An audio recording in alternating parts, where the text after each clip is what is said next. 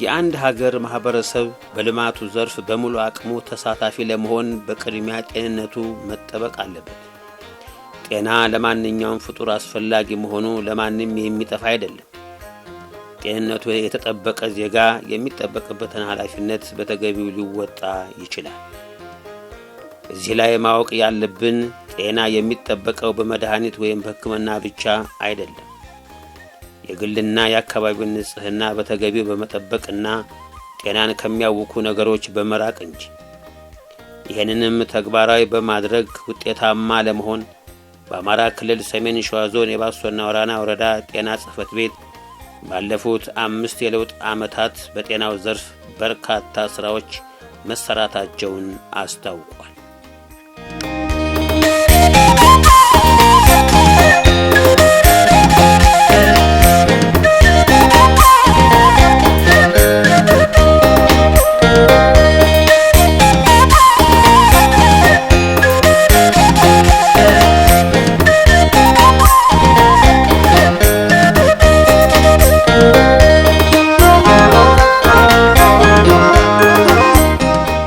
የጽሕፈት ቤቱ ኃላፊ አቶ አባተ በየነ እንዳሉት በአምስቱ የለውጥ ዓመታት የጤናውን ተደራሽነትና ጥራት ለማስጠበቅ የጤና ባለሙያዎችን አቅም ለማሳደግ ተከታታይ ስልጠና ተሰጥቷል። የጤና መሰረተ ልማቱንም ለማሟላት ሰፊ ሥራ ተሰርቷል። በህብረተሰቡ ጥያቄና ተሳትፎ በተመረጡ 4 ቀበሌዎች ወደ ፈውስ ሕክምና ያደጉ የሁለተኛው ትውልድ አጠቃላይ ጤና ኬላዎች በ24 ሚሊዮን ብር ግንባታ እየተካሄደ ይገኛል በማለት አብራርተዋል። እንከታተላቸው። በጤናው ዘርፍ መንግስት የያዛቸውን አጠቃላይ ስትራቴጂዎችን በተከተለ መንገድ በእኛም ወረዳ ተጨባጭ ሁኔታ ባሳለፍናቸው 5 ዓመታት በተለይ ከ2013 ወደዚህ ትላልቅ ስራዎችን መስራት ስንሰራ ቆይተናል። ያው እነዚህን ስራዎች የሰራ ነው። በስራችን 3 ጤና ጣቢያዎች አሉ፣ 1 ጤና ኤክስቴንሽኖች አሉ፣ ወደ 161 የሚደርስ የሰው ኃይል አለ። በባለሙያም በድጋፍ ሰጪም ይሄን የሰው ኃይል ይዘን በተለይ አርሶ አደሩ በቀጥታ ግንኙነት ያላቸውና አርሶ አደሩ ድረስ አገልግሎት የሚሰጡ 47 የጤና ኤክስቴንሽኖች አሉ። እነዚህም በመያዝ ባለፉት 5 ዓመታት የተሰሩ ዋና አንኳር የምንላቸው ተግባራትን በቅደም ተከተል ለማስቀመጥ ፈልጋለሁ። የመጀመሪያው ያው ጤና በዋናነት አገልግሎትን ለማህበረሰቡ ተደራሽ ማለት ነው። ፍትሃዊ የሆነ የጤና አገልግሎት ለማድረስ በሁሉም አካባቢ ላይ ቢያንስ የጤና ኤክስቴንሽኖች አገልግሎት እንዲሰጡ ከማድረግ አኳያ በወረዳችን ባሉ 21 ቀበሌዎች ሁሉም ቀበሌ ላይ ተደራሽ ማለት ይችላል። ሁለተኛው ትኩረት ተደራሽ የተደረገውን አገልግሎት የጥራቱን የመጠበቅ ስራ ነው። ጥራቱን ለማስጠበቅ ከሰራናቸው ስራዎች ውስጥ አንደኛው የጤና ባለሙያውን በየጊዜው በአጫጭር ስልጠና አቁሞ እውቀቱ እንዲጎለበት የማድረግ ስራዎች በተደጋጋሚ የተሰሩበት ሁኔታ ነው ያለው። ይሄ ከጤና ቢሮ ጋር ከዞን ጤና መምሪያ በመተባበር ተደጋጋሚ ስልጠናዎችን በመስጠት አዳዲስ እውቀቶች እንዲያገኙ የተደረገበት ሁኔታ ነው ያለው። ከዚህ ባሻገር ግን በዋነኛነት ማህበረሰቡን ያሳተፈ የጤና መሰረተ ልማት የማስፋት ስራ ተሰርቷል። በዋነኛነት እዚህ ላይ የምናነሳቸው በሁለተኛው ትውልድ የጤና ኤክስቴንሽን ፍኖተ ካርታ መሰረት ጤና ኬላዎች ወደ ኮምፕሬሄንሲቭ ሄልዝ ፖስት ወይም ወደ አጠቃላይ ጤና ኬላ እንዲያድጉ ይፈልጋል። ለምንድነው ይሄ ዋና አስፈለገበት ምክንያት የመከላከል ላይ ብቻ መሰረት ያድርጎ የነበረው የጤና አገልግሎት በተቀናጀ መንገድ ወደ ፈውስ ሕክምና ጭምር እንዲሰጡ ለማድረግ በሙያቸው ነርስና ከዛ በላይ ያሉ ባለሙያዎች የጤና መኮንን፣ ፋርማሲ አገልግሎት፣ ላቦራቶሪ ባለሙያዎች ጭምር ያሳተፈ አገልግሎት ለመስጠት እንደ ወረዳችን 4 ቀበሌዎች ለይተን በማህበረሰብ ድጋፍ ብቻ የመንግስትም የሌሎችም የግብረሰናይ ድርጅቶች ሳይጨመርበት 3ቱን በማህበረሰብ ተሳትፎ አንዱን በአልማ አማካኝነት ግንባታ በ2015 አስጀምረናል። ከነዚህ ግንባታዎች ማህበረሰቡ አጠቃላይ ሞቢላይዝ ያደረገው ወይም ደግሞ ያዋጣው ገንዘብ ሲተመን ወደ 24 ሚሊዮን ብር አካባቢ ይደርሳል። 4 ሚሊዮን ብር የሚገመት ሀብት ወጪ አድርገን 4 ቀበሌዎች ላይ ደበሌ፣ ሙቲ ጨርቆስ፣ አባሙቴና ካሲማ የሚባሉ ቀበሌዎች አሉ ያለና እነዚህ ቀበሌዎች ላይ የሁለተኛው ወይም ኮምፕሬሄንሲቭ ሄልዝ ፖስት ግንባታዎች ተሰርተው ከነዚህ ውስጥ አንዱ አሁን ደበሌ ስራ አስጀምረናል። ይሄ በመጀመሩ ምክንያት የደበሌና አካባቢው ላይ ያሉ አርሶ አደሮች በቅርበት ይህን ሕክምና ማግኘት በመቻላቸው አላስፈላጊ ያወጡት የነበረውን የትራንስፖርት የሕክምና ወጪ ማስቀረት ተችሏል። በዚህ ደግሞ ብዙ በጣም ደስተኛ ነው እና ይህም ብቻ ሳይሆን ለጤና ኬላዎቹ የተጨማሪ ንጹህ መጠጥ ውሃ ተደራሽ እንዲሆኑ የ24 ሰዓት መብራት ተደራሽ እንዲሆኑ ጎን ለጎን ሰርተን እየተሟላበት ሁኔታ ነው ያለው። በአሁኑ ሰዓት ደበሌ አገልግሎት መስጠት የጀመረበት ሁኔታ ነው ያለው። ሁለተኛው የካሲማ ጤና ኬላ ነው። የካሲማ ጤና ኬላ ግንባታው በዚህ በጸጥታ ችግር ምክንያት የተወሰነ ሀብት ሞቢላይዝ ማድረግ ባለመቻሉ አሁን ግንባታው ደግሞ 95% አካባቢ ደርሶ በዚህ በያዝነው ወር ይጠናቀቃል።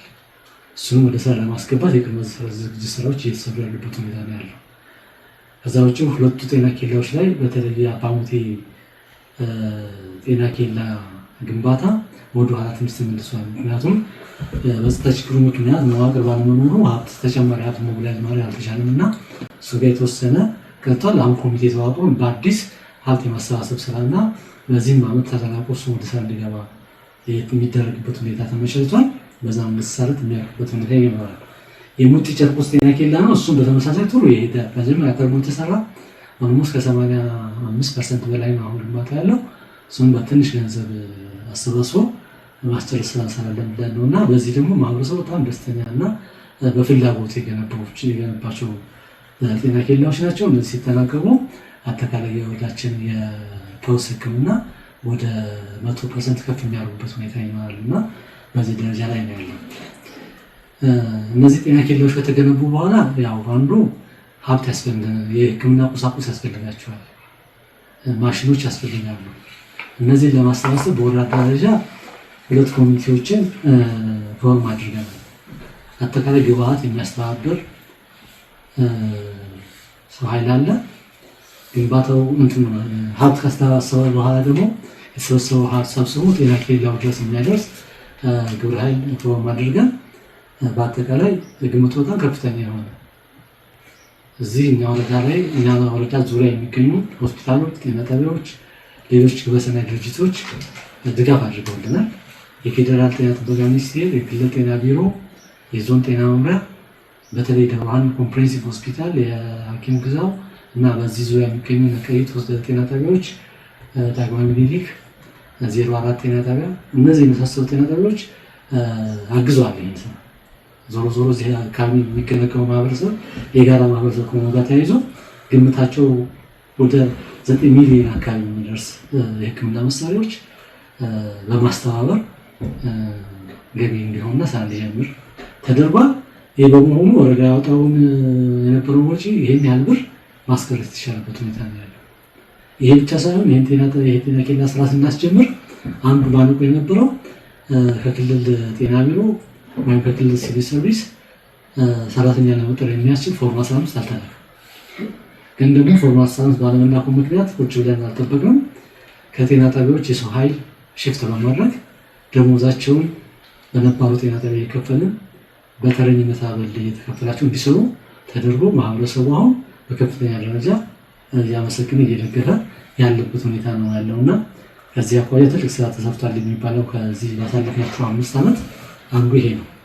ሁለተኛው አሁንም የጤና አገልግሎቱን ተደራሽ ለማድረግ አኳያ በተለይ እናቶች፣ ነፍሰ ጡር እናቶች 3ቱም ጤና ጣቢያዎቻችን አልትራሳውንድ አልነበራቸውም። ስለዚህ የቅድመ ወሊድ ምርመራ በሚያደርጉበት ሰዓት ለአልትራሳውንድ ብቻ ተብሎ ደብረ ብርሃን ሆስፒታል እና አልትራሳውንድ ያለበት አካባቢ ላይ ሪፈር ይባላል። በዚህ ባሳለፍናቸው 2 ዓመታት 3ቱም ጤና ጣቢያዎቻችን ላይ የአልትራሳውንድ አገልግሎት ማስጀመር ችለናል። ስለዚህ ይህን በማድረጋችን ምክንያት ለዚህ ሊመጣ የነበረውን እና የእናቶችን እንግልት ወጪ በከፍተኛ ደረጃ የቀነስንበት ሁኔታ ነው ያለውና ይሄ ነው ያለው። ከዚሁ ጋር ተያይዞ ያው እናቶች ወደ ጤና ጣቢያ መጥተው እንዲሆኑ ለማድረግ አንዱ ኢኒሼቲቭ ተደርጎ የተሰራው እናቶች ማቆያ መገንባትና በተለይ በቁሳቁስ በግብአት ማሟላት ነው። በየዓመቱ ከ700 እስከ 800 ሺህ ብር ሞባይል እናደርጋለን ከማህበረሰቡ በሶስቱም ጤና ጣቢያዎች የተካፈሉ እናቶች ጤና ጣቢያ ላይ መጥተው ሲወልዱ በ15 ቀን እስከ 1 ወር ድረስ ይጠቀማሉ። ቁርስ፣ ምሳ፣ እራት በአግባቡ የተጠቀሙ እዛ ቤታቸው መስሎ እንዲሰማቸው የማድረግ ስራ ተሰርቶ ከፍተኛ የሆነ የወሊድ አገልግሎቱ መሻሻል አሳይቷል። ይህም ማሳያ ብንወስድ በተደጋጋሚ የባሱ የወሊድ በጤና ጣቢያ ወይም በሰለጠነ ባለሙያ ከ50% በላይ ያልቅ በዘንድሮ ዓመት ወደ 71% አካባቢ ከፍ ማለት ይችላል። በችግር ውስጥ ሆኖ እናቶች ወደ ጤና ተቋም መጥተው የሚመጣቸው ምጣኔያቸው ከጊዜ ወደ ጊዜ እየጨመረ መምጣቱ ነው እና እዚህ ላይ የሰራነው ስራ ትንሽ የተሻለ ስለነበረ አገልግሎቱን በዚህ ልክ እያደረገ የመጣበት ሁኔታ ነው ያለው እና እነዚህ በጣም የጎሉት ዋና ዋና የምንላቸው ስራዎች ናቸው። ከዛ ውጪ የህፃናት ጤና አገልግሎትን በተመለከተ አንዱ የጤና ተቋማት ከሚሰሩት አበይት ተግባራት አኳያ ህፃናት ተላላፊ ከሆኑ በሽታዎች በተለይም በክትባት ከምንከላከላቸው በሽታዎች እንዲጠበቁ ያስፈልጋል። በተለይ አሁን የመጣንበት አጠቃላይ ሀገራዊና ነባራዊ ዓለም አቀፋዊ ሁኔታ ስናየው በተደጋጋሚ ጦርነት ከዛም ባሻገር ኮቪድ ነበረና ማህበረሰቡ ከቤቱ ወጥቶ ወደ ጤና ተቋማት የመጡ የመጠቀም ልምዱ ወይም ጤና ጣቢያዎቻችን የመጎብኘት ልምዱ ፈተና ነበረበት። ስለዚህ ሁሉም ህፃናት ከእነዚህ በሽታዎች እንዲጠበቁ ለማድረግ ሁለት አይነት ስራዎች ተሰርተዋል። አንደኛው የመደበኛ የክትባት ጣቢያዎችን ማጠናከር ስራ ተሰርቷል። መደበኛ ክትባት ጣቢያዎች የማጠናከር ስራ ተሰርቷል። ሁለተኛው በመደበኛ የክትባት ጣቢያ የማናገኛቸውን ህፃናት ተደጋጋሚ የሆነ የቤት ለቤት የክትባት ዘመቻ በማወጅ ሁሉም ህፃናት ክትባት እንዲያገኙ ማድረግ ስራ ተሰርቷል። ይሄ ብቻ ሳይሆን በክትባት ዘመቻው ብዙ የህፃናት ጤና አገልግሎቶች የማቀናጀት ስራ ተሰርቷል። እነዚህን ስራዎች አቀናጅተን በመስራታችን ሽፋኑን ስናየው ከ70% የነበረው በተለያጋሚ 75% አካባቢ የነበረው ባሳለፍናቸው 3 ዓመታት በተለይ ሽፋኑ ወደ ከ90 እስከ 100% በየክትባት አይነቱ ስንወስደው እስከ 100% የሚደርስ አፈጻጸም ማግኘት ተችሏል። ስለዚህ ይሄ ነው። ከዛ ውጭ ግን ምንም ክትባት ያልጀመሩ ጀምሮ ያቋረጡ በተለያየ ምክንያት በኢንፎርሜሽን ሊሆን ይችላል፣ በቦታ ርቀት ሊሆን ይችላል፣ ወላጆች በቤታቸው ባለመኖራቸው ምክንያት ሊሆን ይችላል ያቋረጡ ህፃናትን በተለያየ ክትትልና ድጋፍ አድረስ ማድረግ ተችሏል። የመጀመሪያው ነገር የቅኝት ይደረጋል። ሳምፕል ተወስዶ በወረዳችን ላይ ሊደረስባቸው የማይችሉ ቦታዎች በጣም ሩቅ የሚባሉ ኪስ ውስጥ ያሉ ቦታዎችን በመለየት ባለሙያዎች ተመድበው የክትባት ተደራሽነት አሰሳር ይደረጋል። ሁለተኛው የለቤ ቆጠራ ይደረጋል። ስለዚህ በዚህ በሁለቱ መንገድ ህፃናት ሙሉ ለሙሉ ማግኘት የቻለበትና አገልግሎት እንዲያገኙ የተደረገበት ሁኔታ ነው ያለው። ክትባት ብቻ ሳይሆን ቅድም እንዳልኩት የስነ ምግብ ልየታ ችግር ያለባቸውን ስክሪን የማድረግ ስራ ይሰራል። የተለያዩ ንጥረ ነገሮች ይደላ ስራ ይሰራል። እድገታቸውን ክትትል ይደረጋል። ይህን በማድረግ ነገ ትውልድ የሀገር ተረካቢ ህፃናት ጤናማ ሆነው እንዳሉ ከማድረግ አኳያ ተቋማችን ስር ባሉ ወረዳችን ስር ባሉ ተቋሞች ሰፊ ስራዎች የተሰሩ እንደነበረ ለማንሳት ያስፈልግ ነው የሚፈልገውና በዚህ ማህበረሰቡ ያለው ድጋፍ የተሻለ ነው የሚል ግምገማ ነው ያለው። ሕክምና አገልግሎቱ ላይ በተደጋጋሚ ማህበረሰቡ ጤና ተቋም ሲመጣ የሚያነሳው ችግር የነበረው የመድኃኒት አቅርቦት እጥረት አለ የሚል ሀሳብ ያነሳልና የመድኃኒት እጥረትን ለመፍታት ያው የማህበረሰቡ 2015 ላይ 100% የጤና መድን ተጠቃሚ ነበረ። ይህን ማህበረሰብ አባል ካደረግነው በኋላ ደግሞ ጤና ተቋም ሲመጣ በየደረጃ ባሉ የህክምና ተቋሞች መድኃኒት የለም የሚለው ጥያቄ መልስ ማግኘት አለበት። ስለዚህ ምንድን ነው ማድረግ ያለብን ብለን ስራዎች እየሰራን ያለው። ከዚህ አኳያ የመጀመሪያው ስራ በቂ በጀት እንዲኖራቸው ማድረግ ነው። ተቋሞቹ ለመድኃኒት አቅርቦት ሊሆን የሚችል በቂ በጀት እንዲኖራቸው ማድረግ ነው። ሁለተኛው ከሆስፒታል እና ከመንግስት ጤና ተቋማት የሌሉ መድኃኒቶችን የማህበረሰብ ፋርማሲ አቋቁሞ ከማህበረሰብ ፋርማሲ መድኃኒት እንዲያገኝ ማድረግ ነው። ሶስተኛው ከመንግስት ጤና ተቋማት ውጭ በሆነ መንገድ የከተማችን ላይ ቀይ መስቀል አለ። ቀይ መስቀል መድኃኒቶችን ተደራሽ ለማድረግ ለአቅርቦት ምቹ በሆነ መንገድ ውል ገብተናል ከጤና መድን ጋር። በእነዚህ ሶስት መሰረታዊ ተግባራት ማህበረሰቡ የሚያንሰውን የመድኃኒት እጥረት ጥያቄ ለመፍታት ጥረት ተደርጓል። ከፋይናንስ አቅም አኳያ ጤና ጣቢያዎቻችን በራሳቸው ውስጥ ገቢ ይሰበስባሉ። እሱን አቅደው እና ሰዎቹ ይጠቀማሉ። ለመድኃኒት 80% የሚሆነውን የውስጥ ገቢያቸውን ለመድኃኒት ይጠቀማሉ። ከዚህ ባሻገር ተዘዋዋሪ የመድኃኒት ፈንድ አለ። በክልል በቀጥታ ለጤና ጣቢያዎቹ ገቢ የሚደረግ ኦልሞስት በየዓመቱ ከ1.3 ሚሊዮን ብር አካባቢ እንደግፋለን። ሁለተኛው እሱ ነው። ሶስተኛው የጤና መድን ካፒታል ላይ እናበድራለን። ከ500 ሺህ ብር እስከ 1 ሚሊዮን ብር የሚደርስ ብድር ላይ ያለው ጤና ተቋም እንሰጣለን። ይሄንን በየኳርተሩ ሰርተው ይመልሳሉ። የፋሚሊ በበጀት ዓመቱ ሰርተው የሚመልሱበት ሁኔታና ግን ደግሞ በገንዘብ እጥረት ምክንያት መድኃኒት የለም እንዳይሉ ይሄ እየተደረገበት ያለበት ሁኔታ ነው ያለው። ስለዚህ ከዚህ ኢኒሼቲቭ አኳያ አንድ ማህበረሰብ ፋርማሲ ያው እናንተም እንደምታውቁት ያው ስራ ሲጀምረናል። ስራ ሲጀምር ብዙ ፈተናዎች ነበሩ። እነዚህ ፈተናዎች ታልፈው አሁን ላይ በተዋጣና በተስተካከለ መንገድ ወደ ስራ እንዲገባ የተደረገበት ሁኔታ ነው። በዚህ ማህበረሰብ ፋርማሲ ያው ከሌሎች የግል ፋርማሲዎች የተለየ የሚያደርገው ልክ እንደማንኛውም የመንግስት ጤና ተቋም ለትርፍ የተቋቋመ ሳይሆን ለአገልግሎት የተቋቋመ ነው። 25% ብቻ ጨምሮ አገልግሎት እየሰጠ ያለው። ስለዚህ ከኢብሳ ነው መድኃኒት የምናገኘው። ያገኘነው መድኃኒት መንግስት የሚሸጥበት ወይም የጤና ተቋሞቻችን የሚሸጡበት ዋጋ ባልተናነሰ መንገድ ለማህበረሰቡ ተደራሽ እንዲሆን እየተደረገ ያለበት ሁኔታ እንዳለ ማየት ይቻላልና ይሄ በጥሩ ሁኔታ የገመገምነው ነው። በተለይ ሌሎች አገልግሎት ቅሬታዎችን በተመለከተ ሶስቱም ጤና ጣቢያ ላይ ያው በየሩብ ዓመቱ የዳሰሳ ጥናት እናደርጋለን። ማህበረሰቡ በተለያዩ አጋጣሚ ተቋም ሲመጣ በስብሰባ ቦታ ላይ አስተያየት ይሰጣል። በተቋሙ ስላገኘው አገልግሎት የእርካታ ደረጃው ይመዘናል። ይህ ከተመዘነ በኋላ የሚያነሳቸውን አጠቃላይ ቅሬታዎች በአክሽን ፕላን በማዘጋጀት እንዲፈቱ የምናደርግበት ስርዓት አለ። ይሄ ራሱን ችሎ የሚከታተለው ቡድን አለ። በተቋም ደረጃ ይሰራል። በዚህ ደረጃ ስናየው ከጊዜ ወደ ጊዜ መሻሻሎች ይታያሉ።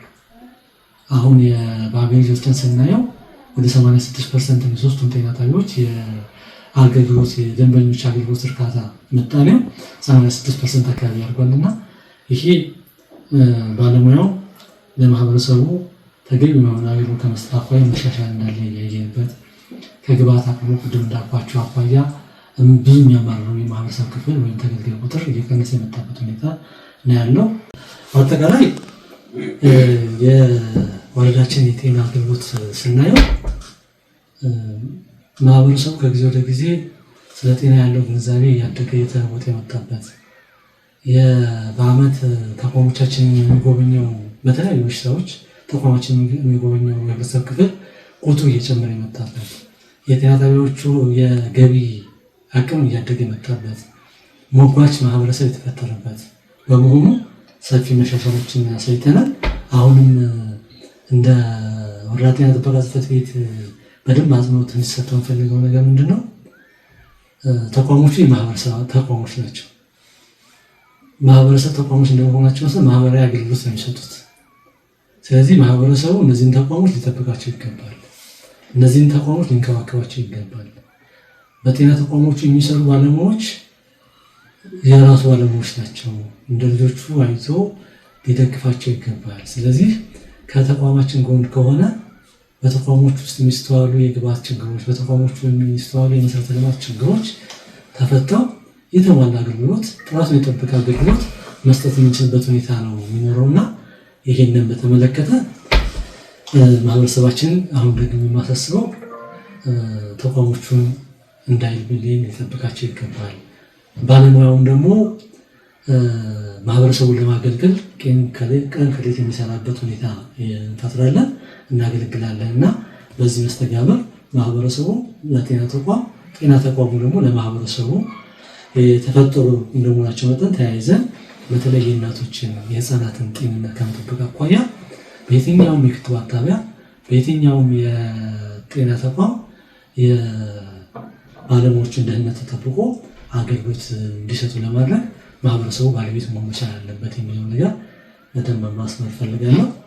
በመቀጠልም የጽህፈት ቤቱ የፕላንና ፕሮግራም ኦፊሰር አቶ ዮሐንስ ሽመልስ ሲናገሩ በ5 ዓመቱ የእናቶችን የወሊድ አገልግሎትና የህፃናት ክትባት በተገቢው በማከናወን በየዓመቱ አፈጻጸሙን የማሳደግ ሥራ ተሰርቷል። እናቶች የመውለጃ ቀናቸው ሲደርስ ወደ ጤና ጣቢያ ገብተው በማቆያ እስከሚወልዱ ድረስ አስፈላጊው እንክብካቤ ይደረግላቸዋል። ጤና ጣቢያዎቹንም ለእናቶችና ለህፃናት ውብና ማራኪ የማድረግ ሥራም ተሰርቷል ብለዋል።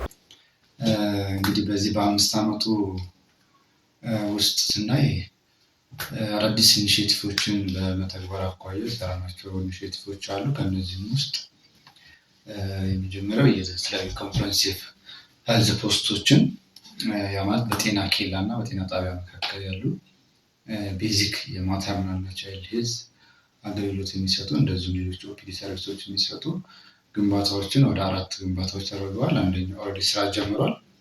ሌላው የአልትራሳውንድ አንዱ ኢኒሼቲቭ ነው። አልትራሳውንድ እናቶች ሁሉም አልትራሳውንድ ስካን እንዲኖራቸው ወይም አልትራሳውንድ እንዲታዩና አስፈላጊውን ክትትል አድርገው ሪፈር የሚያስፈልጋቸው በሰዓቱ ሪፈር እንዲባሉ አልትራሳውንድ በሁሉም ባሉን ጤና ጣቢያዎች ሁሉም አገልግሎት እየተሰጠ ነው። ስልጠናም ኦልሬዲ ባለሙያዎች አልትራሳውንድ አገልግሎት እንዲሰጡ ባለሙያዎች ስልጠና ወስደው እሱ የተሰራ ነው። ከመድኃኒት አቅርቦት ጋር ብዙ ጊዜ ሲነሳ የነበረው አንዱ በተለይ ጤና መድን አባላት መድኃኒት በጤና ተቋም በማይገኝበት ሰዓት ለወጪ የተዳረግን የሚል ነበረ። ለዛ የኮሚኒቲ ፋርማሲ ስራ ጀምሯል። ፋርማሲው ላይ በጤና መድንም እንዲሁም በግልም ለወረዳውም ብሎም ለከተማው ሰርቪስ እየሰጠ ነው ያለው። ከዛ ውጭ ያሉ ኢኒሼቲቮች ከህፃናት ክትባት አገልግሎት ጋር ተያይዞ በመጀመሪያ የክትባት ክላሱን ማዘመን ለህፃናት ማራኪ ሳቢ ማድረግ አንደኛው ኢኒሼቲቭ ነው። እሱንም በሁሉም ጤና ተቋማት ላይ ተግባራዊ ሆኗል። የእናቶች በወሊድ ወይም ለመውለድ ቀናቸው የደረሰ እናቶችን የተለያየ አጋጣሚ አምቡላንስ የማይደርስባቸው ቦታዎች ይኖራሉ እና እነዛን እናቶች ቀድመው በጤና ተቋም ተቀምጠው ክትትል እያደረጉ መውለጃቸው ቀን ሲደርስ እዛው ጤና ተቋም ላይ እንዲወዱ ለማድረግ የእናቶች ማቆያ ተሰርቶ በሁሉም ጤና ተቋማት ላይ የተሰራ ነው ማለት ነው። ለእነሱ የሚሆን ግብአት ደግሞ እነሱን ለመንከባከብ የሚያገለግሉ ግብአቶችን ለማሟላት ከጤና መድን ጋር አብሮ የእናቶች ሻይ ቡና ተብሎ ከማህበረሰቡ የሚሰበሰብ መዋጮ አለው። ያ ተሰብስበው በየክላስተር ጤና ጣቢያው አገልግሎት እንዲሰጥበት አገልግሎቱን ለእናቶች መገልገያ እንዲሆን በዛ የተሰራ ነው። በአጠቃላይ በተግባራት አፈጻጸም እንግዲህ እንደ ሞኒተሪንግ ኤንድ ኢቫሉዌሽን ዲፓርትመንት የ5 ዓመቱን አጠቃላይ አፈጻጸም ስናየው ከባለፈው 2013/14 ወደ አሁን 2018 የ8 ወር አፈጻጸም ስናየው ከፍተኛ የሆነ መሻሻል አለ። ከዚህም ውስጥ ለምሳሌ የእናቶች የወሊድ ክትትል የመጀመሪያ ስናይ በ2013 ከነበረው 46% አሁን 2018 በ8 ወር ወደ 100% ደርሷል። ቅድመ ወሊድ ክትትል አራተኛ ጊዜ 2013 ላይ የነበረው 35% ነበር። 2014 47%፣ አሁን ከዛ 2018 በ8 ወር 96% ላይ ደርሰናል ማለት ነው። ሌላው ከወሊድ መቆጣጠሪያ አገልግሎት ከማዳረስ አንጻር ኦልሞስት ከ2013 ከ2016 62% እስከ 65% ባለው ውስጥ ነበር። በ2018 ባለው አፈጻጸም ግን 115% ላይ ነው ያለነው። የስኪል በርዝ አቴንዳንስ ወይ ደግሞ ወሊድ በተሰለጠነ ባለሙያ ስናይ ብዙ እናቶች በቤት ይወልዱ ነበረ። በ2013 ላይ 18% ብቻ ነበሩ ከሚጠበቁት ይወልዳሉ ተብሎ ከሚጠበቁት እቅዳችን 18%ዎቹ ነበሩ በጤና ተቋም ወይም በሰለጠነ ባለሙያ ወሊድ የሚያገኙት። 2014 ላይ 25% ነበረ። እያለ 2018 አሁን 70% ኦልሞስት 71% ደርሰናል ማለት ነው። ከክትባት አገልግሎት አንጻር ስናየው 2013 ላይ 2014 እስከ 5 ዓመቱን አጠቃላይ እስከ 2018 ያለውን ስናይ መሻሻል ያሳያል። እሱም በተመሳሳይ 2013 41% ነበር፣ 2014 ላይ 60% ነበር፣ 2016 77%፣ 2017 80% ነበር፣ 2018 ላይ 100% ፉል ኢሚዩናይዜሽን ከቨሬጃችን የ8 ወሩ 100% ያሳያል። ሌላም በአይረን ፎሊክ ኒውትሪሽን ለእናቶችና ለነፍሰ ጡር እናቶች የሚሰጠው የአይረን ክብር የሚወስዱ እናቶች በፐርሰንት ሲታይ 2013 43% ነበር፣ 2014 ላይ 69% ነበር፣ 2017 ላይ 74%፣ 2018 ላይ 114% ያሳያል። የሁሉም የእናቶችና ህፃናት በተለይ ትኩረት የተሰራ ፓርትነሮችን የተለያዩ ሰፖርቶች አፈጻጸሙ በጣም ጨምሯል። የተሻለ አፈጻጸም ከአመት ዓመት ወደ የተሻሻለ ነው የመጣው ማለት ነው። የኒሞኒያ ትሪትመንት ወይም በጤና ኬላ ላይ የህፃናት ህክምና ጋር ተያይዞ ዝቅተኛ አፈጻጸም ነበር የነበረን በ2013 አካባቢ። 2016 አሁን ባለው 2018 ኦልሞስት ሁሉም ኤክስፔክት ከሚደረጉት 90% እና 100% 2018 በ8 ወሩ አፈጻጸሙ ይህን ይመስላል። ዋና ዋናዎቹ አፈጻጸሞች ይህን ለማድረግ አንደኛ ምንድነው ያለው ሁሉም ጤና ኬላዎች ክፍት ሆነው በማንኛውም ኮንፍሊክት ቢኖሩም ጤና አገልግሎቱ ግን ሳይቋረጥ ሰርቪሱ እየተሰጠ ነው። ሌላው የክትትልና ግምገማ ሂደቱ ከጤና ጽሕፈት ቤት ጀምሮ በሄልዝ ሴንተሮች በጤና ጣቢያ ላይ ሁሉም ተመድቦ በአካልም በስልክም ድጋፍ ይደረጋል። ሬጉላር የሆነ ውይይትም ይደረጋል። የተለያዩ ክሊኒካል ኦዲቶች ድጋፎች ይደረጋሉ። እነዛን በማድረግ አፈጻጸሙ እንግዲህ ከጊዜ ወደ ጊዜ በጥሩ ሁኔታ እየጨመረ ያለበት ሁኔታ ነው ያለው። የወረዳው አልማ ቅርንጫፍ ጽሕፈት ቤት ስራ አስኪያጅ የሆኑት አቶ አለማየሁ ታደሰ አልማ ከ5 ዓመት በፊት ጀምሮ በትምህርትና በስራ ዕድል ፈጠራ ከሚሰራቸው በተጨማሪ በጤናውም ዘርፍ በርካታ ስራዎችን እየሰራ ይገኛል። ህብረተሰቡን ተጠቃሚ ለማድረግ በ4.7 ሚሊዮን ብር የተለያዩ ተግባራትን ማከናወኑን ገልጸዋል። እንደሚታወቀው አልማ በሶስት ዋና ዋና ተግባሮች ፕሮጀክቶችን እንደሚያካሂድ ይታወቃል። ከነዚህ ውስጥ አንዱ የጤና ፕሮጀክት ነው። ሌሎቹ የትምህርትና የስራ ዕድል ፈጠራ ቢሆኑም በተደጋጋሚ ህዝባችን በሚጠይቀው ጥያቄ በሚፈልገው አካሄድ ጤና ላይም እየሰራ የሚገኝ ማህበር ነው።